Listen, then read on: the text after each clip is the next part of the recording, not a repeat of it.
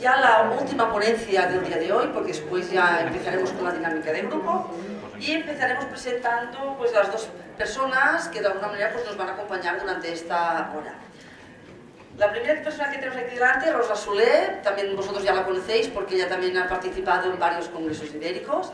Ella es la directora y fundadora de la Escuela Uber aquí en España, a la cual, primero de todo, la felicitamos porque ellos llevan este año hace los 25 años, por lo tanto yo diría que vamos a hacer un aplauso porque 25 años son muchos.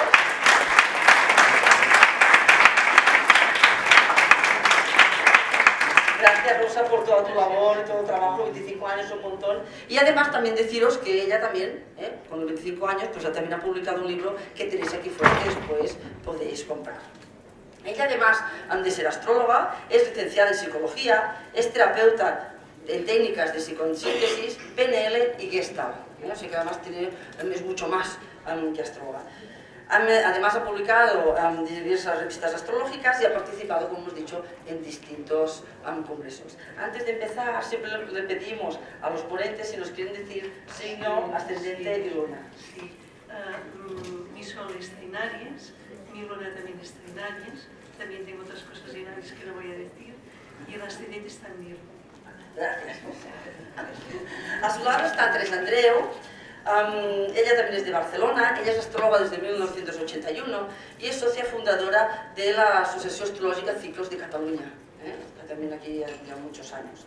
Además de ser astróloga, ella es terapeuta Gestalt desde 1993, está formada en la Escuela de l'Ésser, de la cual hoy en día es terapeuta formadora y lleva 18 años formando en dicha escuela. Además, ella es codirectora del Centro Mirall desde el 1994 y además también es autora del libro Astrología y Mitología. Por tanto, ya veis que aquí hoy haremos un poquito de mitología, pero esta noche podemos rematar la noche con otro tipo de mitología también más vivencial. También hasta aquí fuera, si queréis, podéis encontrar el libro. Además, ella ha publicado numerosos artículos en distintas revistas y ahora yo veo aquí que lo está enseñando. ¡Ay, mira, sigue! Así que hay gente que tiene tu libro y si no le poníais cara, pues ahora podéis ponerle cara a Teresa Andreu. También, como a todos los ponentes, yo digo a la Teresa si nos quiere decir signo, ascendente y la luna. Si le apetece, pues que lo comparta con nosotros. Bueno, nosotros no vamos a ser tan divertidas como Tito, somos un poco más serias. Mi signo solar es Sagitario, mi ascendente Leo y mi luna Piscis. Pues aquí ya les hemos hecho y que pierdo la radiografía a ellas y pues cuando queráis pues empezar y muchas gracias por estar aquí. Aquí cada uno tiene. Sí, ¿no? Sí, oiga, sí.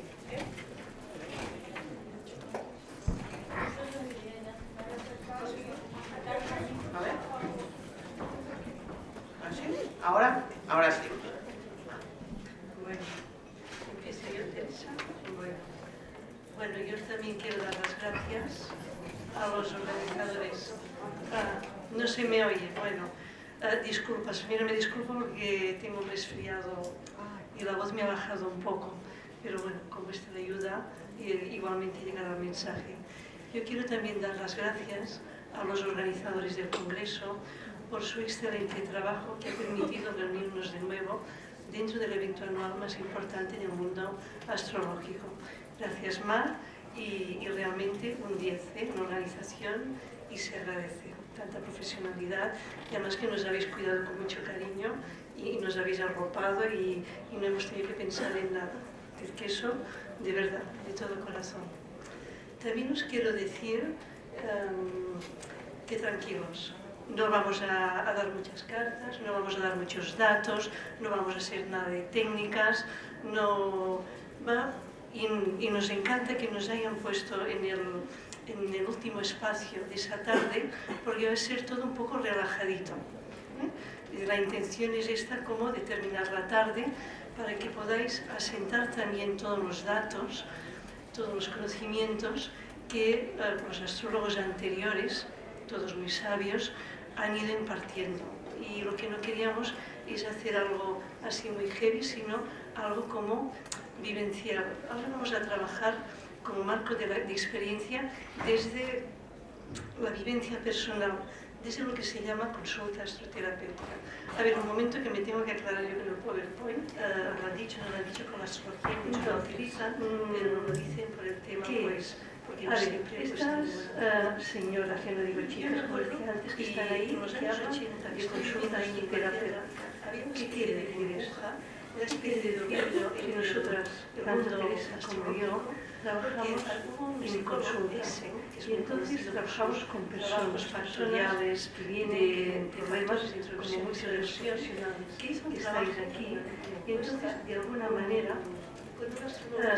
se han desarrollado, o también desde otras formaciones distintas, utilizamos herramientas dentro de la astrología que pueden ayudar a la persona a autogestionar su propia diversión. La idea en consulta es, aparte de asesorar, es aparte de dar pausas, acompañar a la persona consultante para una mejor calidad de vida. Es decir, como autogestión de las propias capacidades y recursos individuales. De hecho, la lectura de la carta natal tiene bastante esa experiencia terapéutica, ya que nos conecta con un espacio-tiempo sagrado, nuestro origen, que es en el momento de buscar personas, un grupo que no tuviera y de acuerdo a cómo se haga esa lectura, podemos estimular incluso para gente joven que no hubieran sido mediatizadas para nada, nuestro camino a la plenitud o hacia como resultados un poco distintos. Quiero explicaros antes en aquel momento cómo nació un poco todo y que se incorporó. Quiero explicaros antes cómo nació esa idea. Tiene una frase que nos conocemos de hace más de 20 años. Que decía, quienes creen en la astrología se convierten con el correr del tiempo y realmente en personas que estamos en un grupo de 4 personas y 4 astrólogas que deben ser todas distintos. Pero otro que astrólogo, periódicamente para daros nos unimos y trabajamos no hay pues para intercambiar conocimientos, experiencia, casos, no hay consultas, trabajos definidos, concretos. Lo bonito de esa amistad, de ese compartir profesional, es que todas 4 compartimos la misma visión práctica de la astrología. Es una pena que las otras 2 personas no hayan podido venir porque una está en Inglaterra, la otra persona no es posible venir a la Terrera y a Montserrat, nos hubiera gustado que hubiera estado presente. Pero entonces, esa misma visión práctica de la astrología como herramienta de ofrecer un apoyo terapéutico a los problemas de deficiencias personales es lo que nos une a intercambiar observaciones en el 47 Entonces, este trabajo lo presentamos con mucha ilusión, Teresa y yo, y la forma de construirlo fue escogiendo unos cambios teóricos, la dinámica del que cambio será breve y de ellos voy a introducir, de sus polaridades complementarias. Es un psicólogo que trabaja entre la psicología con las polaridades y la astrología, pero que no significa. Vamos a hacer un par de tópicos que a través de su vida, 6 tipologías astrológicas. Hablaremos evidentemente de psicosíntesis, que quizás es más mi especialidad y como base también del trabajo terapéutico. Y luego ya entraremos en las polaridades de los mitos zodiacales, que es lo que Teresa os va a compartir un DSM, que nos va a llevar a todos a este fantástico mundo que viene en este espacio. Luego vosotros con estas cartas. Hay 6 tipologías distintas y nuestros clientes de consulta podrás trabajar de astrólogos, sobre todo más bien de la área germánica, y eso nos lleva a nosotros que día uno Huber. Eso se puede relacionar con las 3 luces. Yo encontré una definición sencillita de la motivación que la definimos como el patrón básico, es decir, yo que os he puesto la clasificación que se cumple a cualquier nivel escrita en la ponencia, una forma como marco de referencia para ver no quiere decir que todo el mundo que tenga planetas los en Aries y Libra herencia automáticamente básicamente que es lo que conocemos a través del cardinal, pero sí que en los signos solares, es decir, el temperamento, los signos son construcciones arquetípicas sí que a veces va bien podemos mirar, contienen la posición de toda la información, toda la historia. Y además, luego veremos, cuando hablamos de del trabajo, hablamos del entrenamiento, mucho más fácil de integrar, por ejemplo, antes de disfrutarnos, de ver, pues de comenzar a estar seguimiento solidario, consulta del psicólogo, y sin hacer ahí montones y montones de análisis. Es mucho más fácil a través de la astrología, el arquetipo de Aries. Es decir, el mito de Aries está presente. Yo pido disculpas por el aire acondicionado de la forma en que yo a nivel interno pues puedo evidenciar la vida. Te paso testimonio a Teresa con la excusa de datos. Personalmente, y a mí me da mucha pena, porque en este país no se conoce mucho el trabajo de Roberta Seggioli, que es un italiano, para que no fuera tan soso. Buscamos de la escuela de Jung, que es Roberta Seggioli, trabajó con Jung, que es una polaridad de Freud. Como buen miembro de la escuela analítica tuvo que romper con el padre, tuvo que matar al padre, romper con Jung, con su propia escuela, pero desarrolló un conjunto de técnicas a las que llamó psicosíntesis. Síntesis, cosa que tiene Roberta Seggioli, en que posibles mutables, sobre todo que veréis que son posiciones de signos o padres de la escuela de psicoanalítica, es contempla lo que es el inconsciente superior. Cuando uno la inicia, puede a Freud desde el inconsciente inferior, muy brevemente, porque no quiero meter aquí, yo decía inconsciente colectivo, pero hasta yo en este caso, y también hay un inconsciente superior.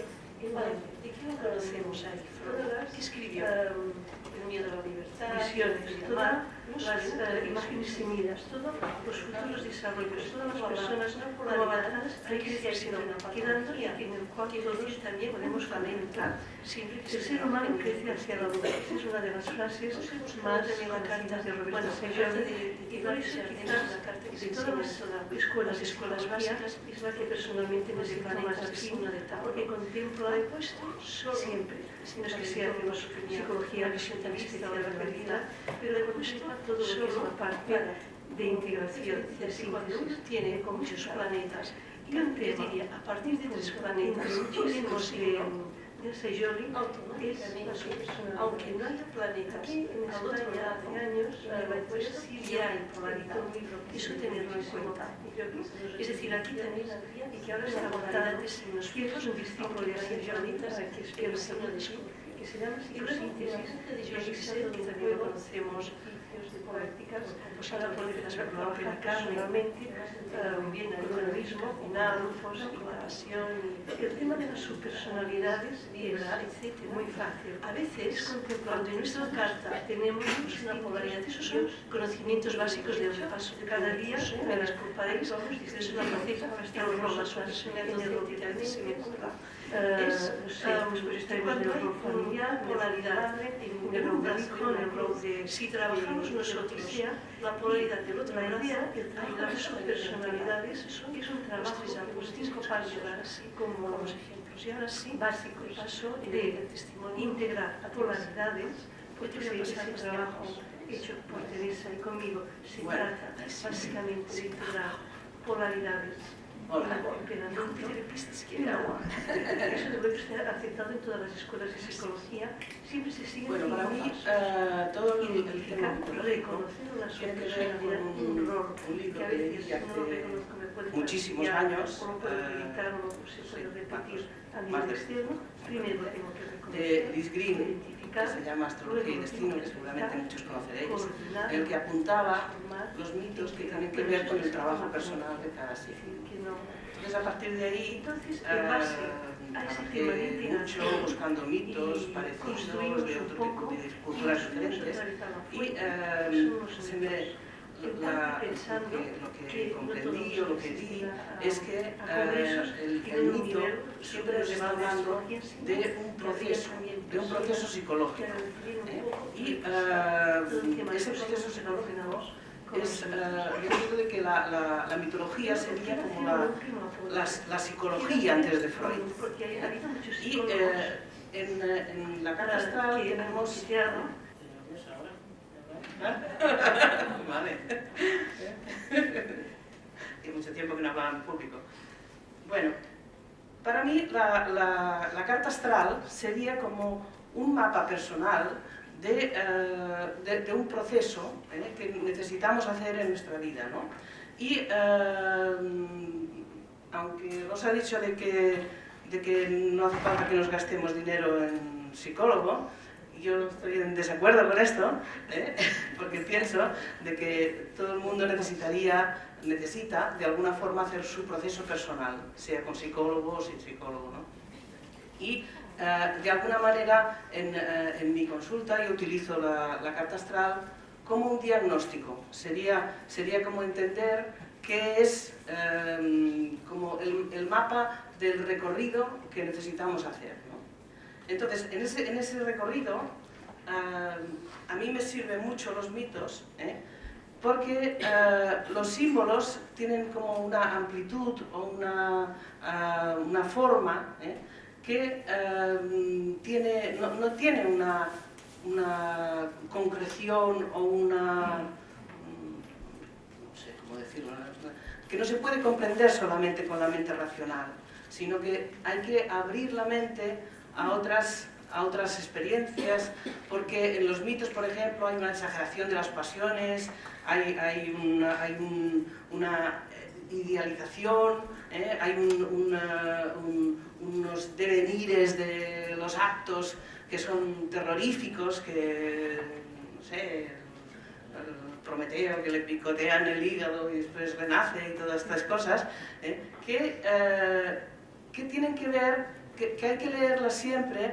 desde otro punto de vista, ¿no? Desde un punto de vista como más, ¿qué es lo que me está doliendo a mí? ¿Qué es lo que me está picoteando el hígado? Tal. No hay que leerlo desde una perspectiva literal, podríamos decir, ¿no? Entonces, yo entiendo de que cuando uno tiene, como decía Rosa, bastantes planetas en un signo, por ejemplo, ese mito se activa mucho, y entonces toda la historia mitológica nos puede ayudar a decir, si vas por ahí te pasará esto, si vas por allí te pasará lo otro, ¿no? Entonces, para mí son como comprender caminos, comprender dificultades, problemas y todo esto, ¿no? Y no solamente, para mí no solamente un mito se expresa por una conjunción de planetas en una carta natal, sino que también se activan por tránsitos, por progresiones, o en momentos en los que todos hemos sentido que en un momento dado pues, no nos han escuchado, pues nos sentimos como Cassandra en diferentes aspectos, ¿no? Entonces, antes de empezar con las polaridades, os quería explicar un poco esta base. Ahora os voy a explicar un poco cómo funcionan los mitos, ¿no? El mito, una cosa universal en el tema de los mitos, es que los mitos siempre son héroes rechazados por sus padres, abandonados, que tienen que buscarse la vida, son personajes escondidos en su infancia y que después en la juventud, madurez, que los astrólogos podríamos relacionar, retorno de Saturno, 29, 30 y pico, tal, ¿no? Emprenden su búsqueda o llegan a su esplendor, de alguna forma, ¿no? Entonces, nos está hablando el mito de la heroicidad que necesitamos hacer en nuestras vidas, heroicidad entre comillas, no hace falta que hagamos ninguna cosa especial. La heroicidad es más, normalmente tiende a ser más interior que no exterior, ¿no? Esa heroicidad nos hace libres, es el trabajo personal de conocerse a uno mismo, ¿no? Entonces, esta es la historia de los héroes rechazados por los padres. Yo creo que tiene esa sabiduría de que hay un momento en la vida, para todos, en los que hay que dejar lo conocido, dejar la familia, lo estable, lo seguro, con lo que nos confundimos, con lo que nos fusionamos, para ir un poco más allá y saber quiénes somos realmente. Entonces, el mito expresa literalmente esto, ¿no? Y otra característica de los mitos es la creatividad en el sentido de que en todos los mitos los dioses y las diosas y tal tienen hijos queridos y odiados, hijos que matan, hijos que protegen y tal, y eso no tendría tanto que ver con que sean prolíficos físicamente, sino como la creatividad que cada uno puede ir aprendiendo a amar, abrir y también destruir, porque si encontramos el mito de Medea, que finalmente mata a sus hijos, pues es eso, uno puede destruir su propia creatividad, ¿no? El mito también nos habla de los peligros que vamos a encontrar en el camino, y de todos yo diría que es muy diferente si queremos ir a cualquier sitio de viaje, que tengamos un mapa que nos dice, pues bueno, pues mira, esta carretera va a estar cortada por aquí, o por aquí será más fácil el camino, o por aquí más difícil. Pues yo creo que el mito nos habla de estos traseras, no sé, atajos. Entonces, una cosa que es muy interesante en los mitos, justamente lo que hablamos con Rosa, es el tema de las polaridades, ¿no? Los mitos que representan a cada signo tienen justamente su polaridad. Por ejemplo, el mito de Aries es muy diferente, totalmente opuesto al mito de Libra, ¿no? Y así como en el mito de Aries es el mito de Jasón y los argonautas que luchan y que hacen un montón de empresas para conseguir el vellocino de oro, después lo hablaremos un poco más esto. En Aries se trata de la lucha para trascender, para llegar a otro punto, ¿no? Y en cambio en Libra el mito es el de París, que lo que más le interesa es enamorarse, tener con Helena, aunque esto destruya al pueblo, a su propio pueblo, ¿no? Entonces es como los mitos siempre tienen esos dos lados polares, ¿no? Por ejemplo, en Tauro, el mito es del Minotauro, y toda la pasión o el deseo que hay en conseguir dominar al propio monstruo, al propio deseo, ¿no? Y en cambio en Escorpión, que se trata de eliminar, se trata de destruir al propio monstruo que uno ha generado a través de ese deseo, ¿no? Es el mito de Perseo y la Medusa, ¿no? Que tiene que cortarle la cabeza y todas estas cosas, de cada cabeza que corta salen tres, toda esta historia de eliminar lo que nos sirve, es lo que nos da fuerza y poder, es el tema de Escorpión. En Géminis el tema siempre son los hermanos que uno es el aceptado y otro es el rechazado, uno es el bueno, otro es el malo, pero son hermanos inseparables o indestructibles, no. Que es el reto de comprender la propia mente. La propia mente tiene dos lados, un lado muy positivo y otro lado que puede ser realmente muy destructivo, lo que podemos llegar a engañarnos con la propia mente, ¿no? Y en cambio en Sagitario el mito nos habla de Quirón, que es un personaje que a través de su dificultad, por su herida incurable, tiene que ir más allá, y entonces se vuelve sabio y da un sentido a todo lo que vive, ¿no? Si me da tiempo, os explicaré un poco el mito de Quirón, porque hay un aspecto del mito de Quirón que tiene especialmente que ver con los astrólogos, además lo dice. Después en Cáncer se trata como de conocer nuestro linaje, nuestra familia, de dónde sería como de dónde venimos, ¿no?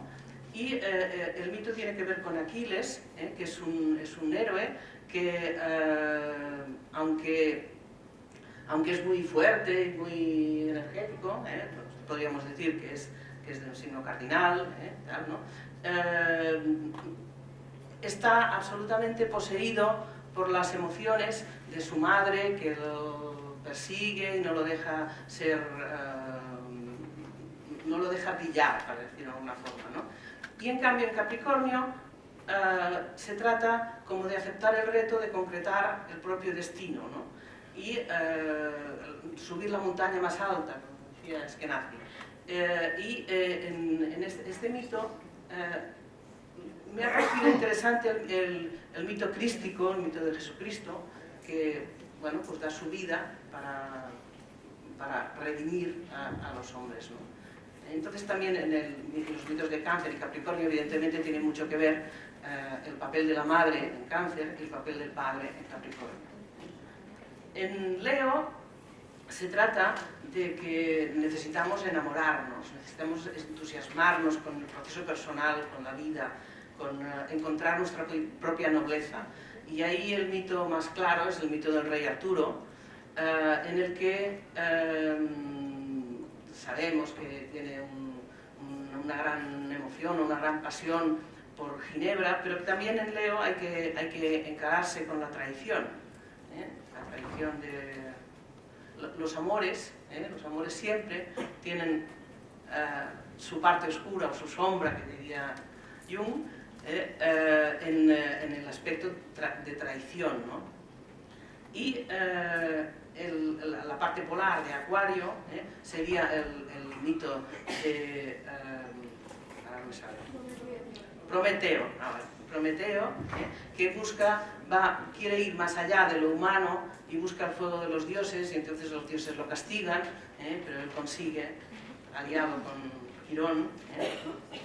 Parece que Acuario y Sagitario son los signos que van un poco encajados mitológicamente, y se trata de desapegarnos de lo conocido, de lo conseguido, desapegarnos de lo conocido es Cáncer, de lo conseguido, y verlo con una cierta distancia para poder proyectar el propio futuro, ¿no? En Virgo lo importante sería como trabajar la cotidianidad, pero el trabajo callado, el trabajo que no tiene mucha vistosidad, ¿no? Y en ese sentido el mito es el de Perséfone, que es una mujer, una virgen vestal, raptada por Plutón, y que se ve obligada a hacer un trabajo en el submundo muy profundo. Y en Piscis se trata como de disolverse y dejarse ir, aceptar el propio destino. Y aquí tenemos el mito de Dionisio, que es el dios Baco, el dios borracho, el dios que se suelta, que se deja ir, ¿no? Bueno, estas polaridades mitológicas me resultan como a mí me resultan particularmente interesantes, y lo que pensaba hacer, o sea, ahora he hecho un barrido muy rápido por todos, pero me gustaría explicaros un par de mitos, ¿no? El de Aries, el de Libra, por ejemplo, y si me da tiempo el de Quirón, que es el que podría tener que ver con los astrólogos, para que veáis cómo podemos trabajar los mitos, ¿no? En el mito de Jasón es constante esa historia de estar desposeído del trono, se lo usurpa su tío y le pone como una empresa prácticamente irrealizable, ¿no? Que es conseguir el vellocino de oro, que el vellocino de oro es un símbolo de Grecia. Vellocino de oro, podemos relacionar vellocino de oro, el corazón, como abrir el corazón, ¿no? Encontrar lo que realmente nos hace nobles, lo que nos hace ir a nuestro interior, a nuestra fuerza de verdad, ¿no? Y él necesita encontrar el vellocino de oro para recuperar el trono, y también para salvar a su madre, es decir, salvar sus propios orígenes, ¿no? Entonces, todos sabemos que en Aries uno necesita buscar la aventura, hacer cosas diferentes y tal, y hay el mito de Jasón es un mito en el que se embarcan en el Argos un montón de héroes y entonces pasan por muchas vicisitudes. Y una que me parece como que es muy interesante es las rocas Symplegades, que se dicen, que es un sitio donde las rocas chocan y el barco no puede pasar, ¿no? Para mí esto es literal del aspecto de Marte, Marte de Aries, que es cuando uno se enfada, hay dos partes que chocan entre sí, no dejan atravesar, podríamos decir, hacia otro lugar como más abierto, ¿no? Entonces, la solución que les da un sabio es que dejen ir una paloma y que la paloma los va guiando, ¿no? Y la paloma evidentemente es el lado emocional. Encontrar en Aries a veces es difícil, encontrar ese punto de ternura o de sensibilidad como para atravesar los momentos críticos, los momentos de enfado, ¿no?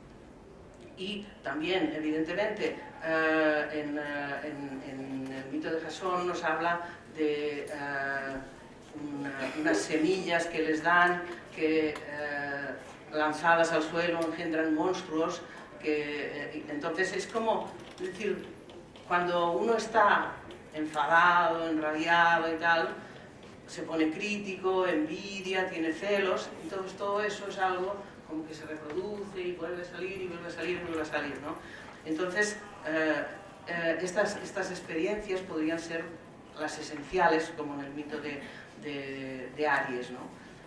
También otro aspecto del mito de Jasón es la avidez de experiencias que hay, que él primero se enamora de una mujer, después no la quiere, después de Medea, y después tampoco le acaba de gustar y todo esto. Y el tema como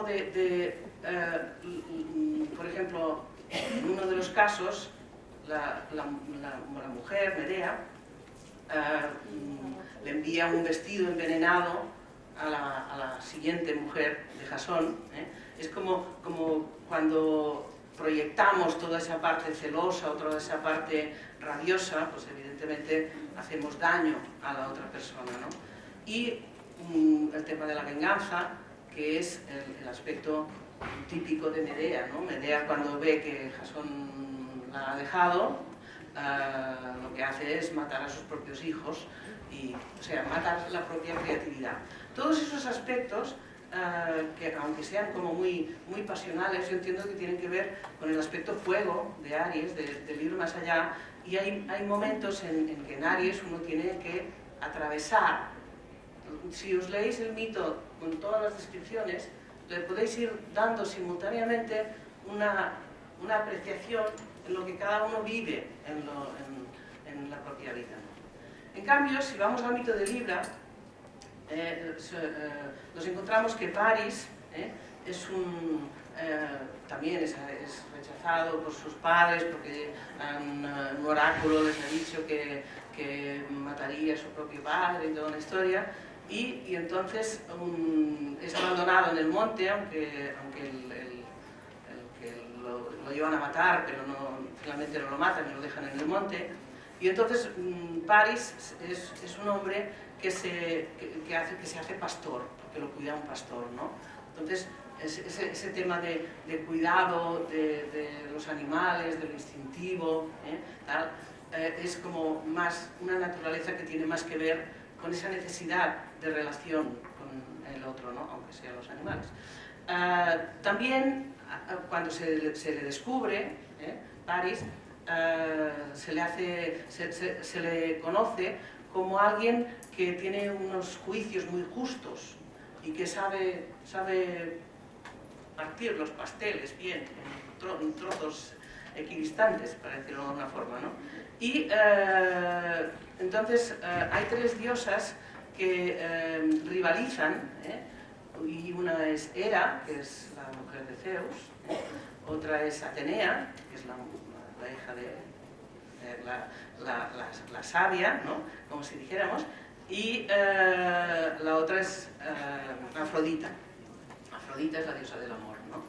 Entonces le dicen que cuál es la más bella de todas las tres, y entonces él lo que hace es partir la manzana que le dan, que tiene que dar a la que es la más bella, partir la manzana en 3 trozos, como buen diplomático, como buen líder, ¿no?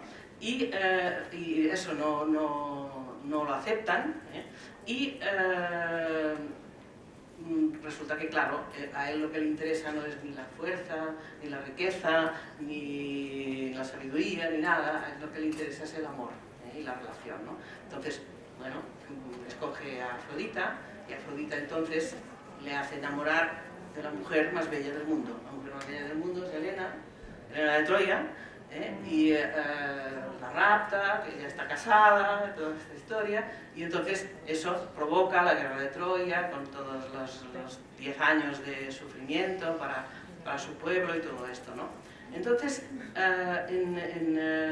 si lo ponemos a un nivel personal, se trata de ver en Libra qué es lo que interesa. Lo que interesa es la relación, lo que interesa es encontrar soluciones mentales, lo que interesa es la justicia, lo que interesa es el sentido estético, el amor, todo esto, ¿no? Entonces, todo esto sería como lo que el mito nos está planteando, porque a veces leemos un mito y decimos, ostras, qué barbaridad, qué locura, ¿no?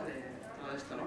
Pero yo entiendo de que si cogemos el mito desde esos puntos como más simbólicos, nos darán mucho juego en qué es lo que tenemos que trabajar o qué es lo que no, ¿no?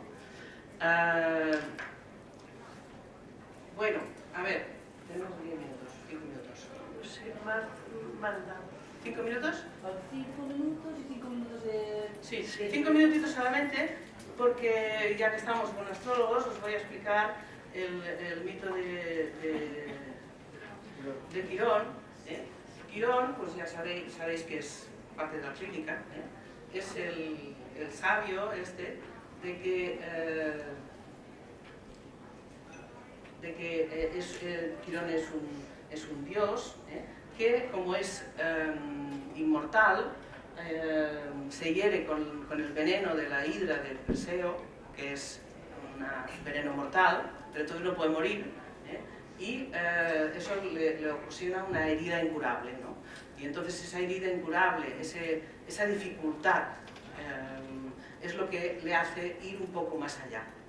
Le hace ir un poco más allá, le hace ser sabio, y entonces se vuelve como el maestro. Si vosotros conocéis a personas que tienen un arquetipo sagitario muy marcado, sabéis que hay algunas dificultades, que siempre hay que ir un poco más allá, y esas dificultades es lo que hace que uno pueda tener como realmente más conciencia o más sabiduría, ¿no? Bueno, el tema de Quirón es interesante, pero hay un aspecto del mito que normalmente no se conoce, y solamente os lo apunto, ¿no? Para que lo tendréis en la ponencia y lo podéis leer, ¿no? Entonces, lo interesante es el aspecto femenino de Quirón, que son las mujeres, la mujer y la hija, las hijas, ¿no? Entonces, Quirón tiene su mujer es Cariclo, una ninfa, que es un espíritu de la naturaleza. De aquí podemos ver el aspecto ese un poco salvaje de Sagitario o aventurero, o esa sensación de que no apriete nada, de que todo sea suelto, de no tener nada que te constriña de alguna forma, ¿no? Entonces, Cariclo es la mujer, y Quirón con Cariclo tiene una hija que se llama Cirroe, que es salvaje e instintiva y como su madre, ¿no? Y también sabia como su padre.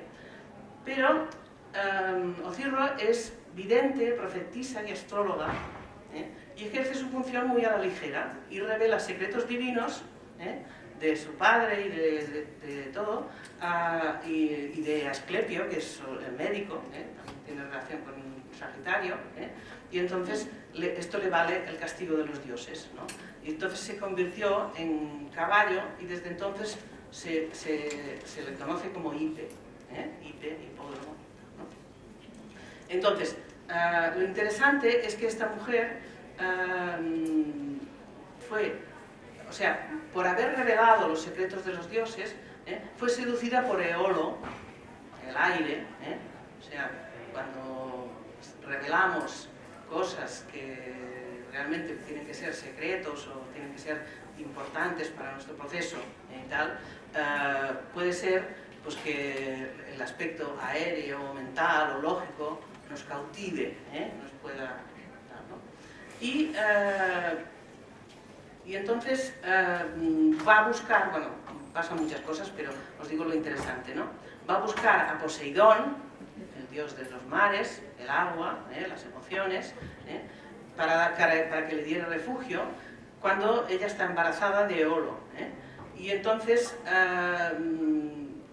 su hija, la hija que tiene, pasa muchas calamidades también, fue seducida por el mismo Poseidón, es decir, otra vez las emociones que vuelven a seducir, fue cegada y enterrada viva, y dio luz a gemelos, curiosamente. Quería cerrar esto porque esto es la polaridad.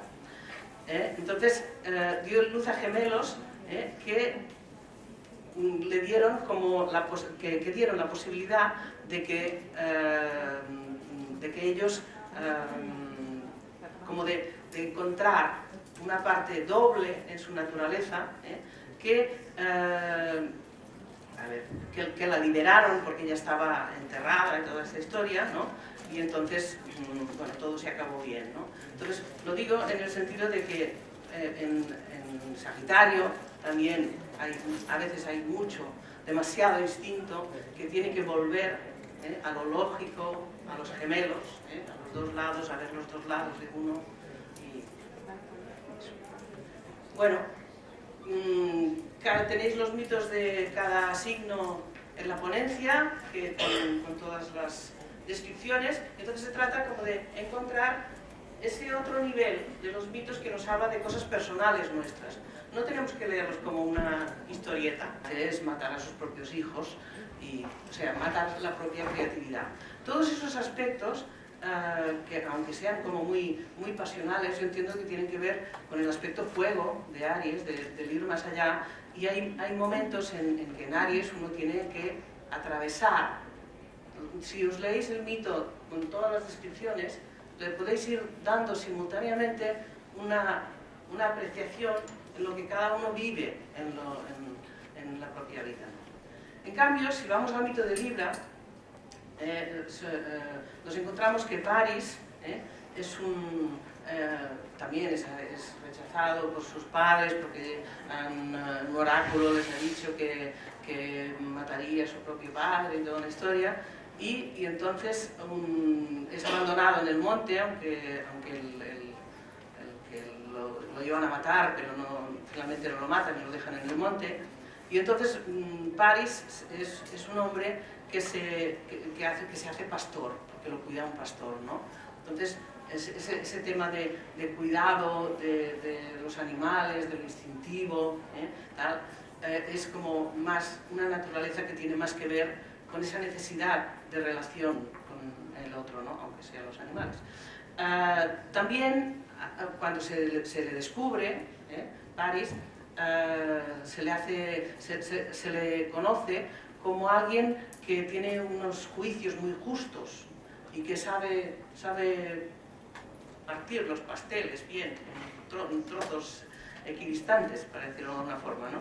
Y entonces hay tres diosas que rivalizan, y una es Hera, que es la mujer de Zeus, otra es Atenea, que es la hija de la sabia, ¿no? Como si dijéramos, y la otra es Afrodita. Afrodita es la diosa del amor, ¿no?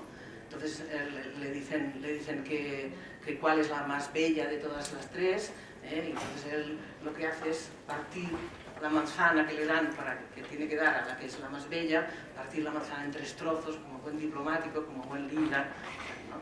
Y eso no lo aceptan, y resulta que, claro, a él lo que le interesa no es ni la fuerza, ni la riqueza, ni la sabiduría, ni nada, a él lo que le interesa es el amor.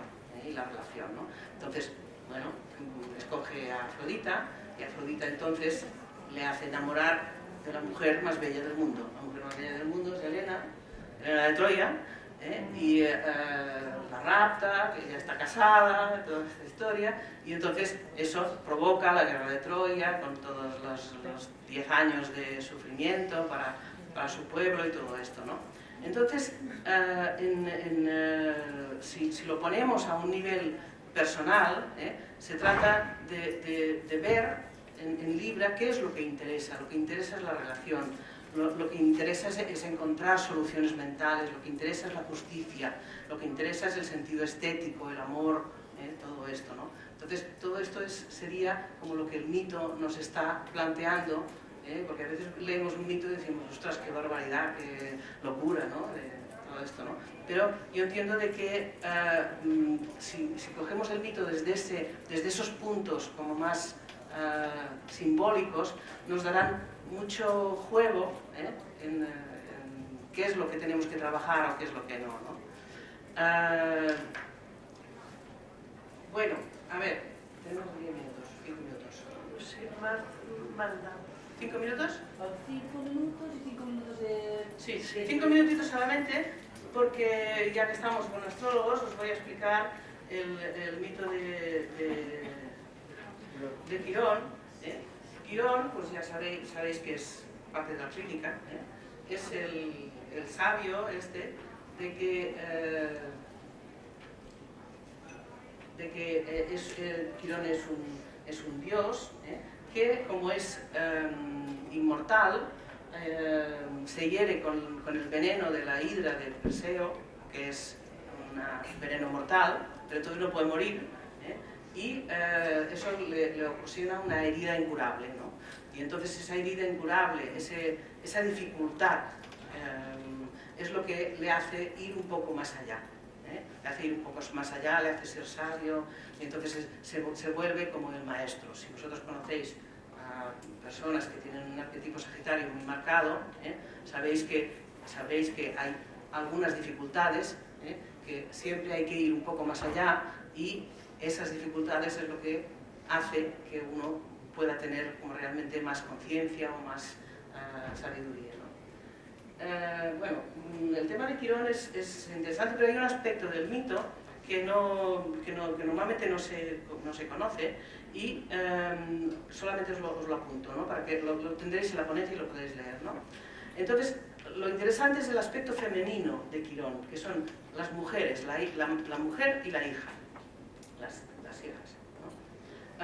Entonces, Quirón tiene su mujer es Cariclo, una ninfa, que es un espíritu de la naturaleza. De aquí podemos ver el aspecto ese un poco salvaje de Sagitario o aventurero, o esa sensación de que no apriete nada, de que todo sea suelto, de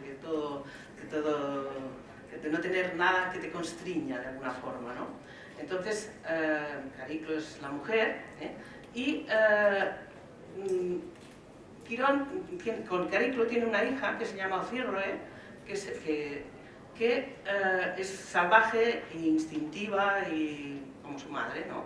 Y también sabia como su padre. Pero Ocirroe es vidente, profetisa y astróloga, y ejerce su función muy a la ligera y revela secretos divinos, de su padre y de todo, y de Asclepio, que es el médico, también tiene relación con Sagitario, y entonces esto le vale el castigo de los dioses, ¿no? Y entonces se convirtió en caballo, y desde entonces se le conoce como Hipe, hipódromo, ¿no? Entonces, lo interesante es que esta mujer por haber revelado los secretos de los dioses, fue seducida por Eolo, el aire, o sea, cuando revelamos cosas que realmente tienen que ser secretos o tienen que ser importantes para nuestro proceso y tal, puede ser pues, que el aspecto aéreo, mental o lógico nos cautive, nos pueda... ¿no? Y Y entonces va a buscar, bueno, pasan muchas cosas, pero os digo lo interesante, ¿no? Va a buscar a Poseidón, el dios de los mares, el agua, las emociones, para que le diera refugio cuando ella está embarazada de Eolo. Y entonces su hija, la hija que tiene, pasa muchas calamidades también, fue seducida por el mismo Poseidón, es decir, otra vez las emociones que vuelven a seducir, fue cegada y enterrada viva, y dio luz a gemelos, curiosamente. Quería cerrar esto porque esto es la polaridad. Entonces, dio luz a gemelos que le dieron que dieron la posibilidad de que ellos como de encontrar una parte doble en su naturaleza, que la liberaron porque ella estaba enterrada y toda esta historia, ¿no? Y entonces, bueno, todo se acabó bien, ¿no? Entonces, lo digo en el sentido de que en Sagitario también a veces hay demasiado instinto que tiene que volver a lo lógico, a los gemelos, a los dos lados, a ver los dos lados de uno. Bueno, tenéis los mitos de cada signo en la ponencia, con todas las descripciones. Entonces se trata como de encontrar ese otro nivel de los mitos que nos habla de cosas personales nuestras. No tenemos que leerlos como una historieta, sino como algo que tiene que ver con lo que vivimos. Ha sido un placer. Muchas gracias.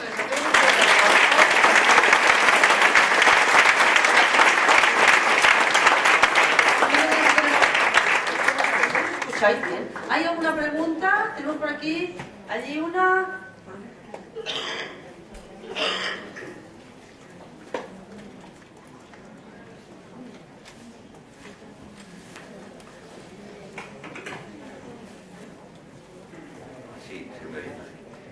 Vamos a ver, el último que habéis hablado del mito de Quirón, has relacionado permanentemente a Quirón con el signo de Sagitario, aparentemente. No sé muy bien por qué. Un centauro. ¿Perdón? Es un centauro. El centauro. Lo que ocurre es que yo he leído bastante sobre Quirón porque es un planeta que me interesa. Creo que en estos tiempos se ha descubierto, todos en 1970 y tantos, y me parece un poco la necesidad de sanación que tiene o que tenemos cada uno de nosotros y al mismo tiempo el propio planeta. Me parece un poco que la presencia o el de Quirón representa esa necesidad. Y he leído libros, creo que bastante buenos, y relacionan a Quirón fundamentalmente con Virgo. También, sí. Como el moderno regente, pero nada, o sea, no dicen, yo en lo que he leído nada se refiere a Sagitario. No sé muy bien, me gustaría que me lo explicases por qué haces la referencia.